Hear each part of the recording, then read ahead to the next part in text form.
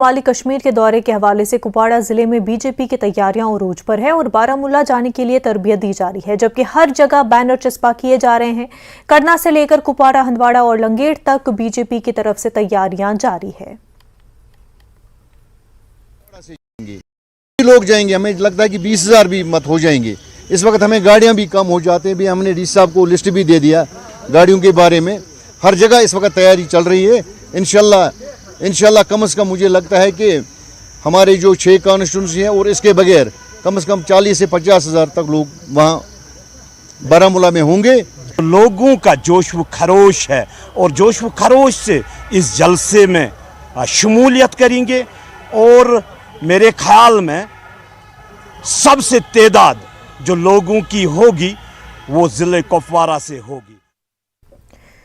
खुद साख्ता सहाफ़ी अहमद गनाई उर्फ नदीम नाडू को हफ्ते के रोज जनूबी कश्मीर के जिले से गिरफ्तार किया गया है। नदीम नाडू पर एक खातून ने इस्मतदरी और जबरी वसूली का इल्जाम लगाया है। आज एक और शख्स को जिनसी ज्यादती के मामले में गिरफ्तार किया गया है। एक पुलिस एहलकार ने बताया गिरफ्तार शख्स की शिनाख्त सलमान शाह के तौर पर की गई है, जो गनाई का करीबी दोस्त है। आप देख रहे हैं न्यूज़ 18 कश्मीर। आपको बता दें, श्रीनगर पुलिस ने हाल ही में नदीम नाडू नामी एक सेल्फ स्टाइल जर्नलिस्ट को ब्लैकमेलिंग, सेक्सटॉर्शन और रेप के मामले में गिरफ्तार किया।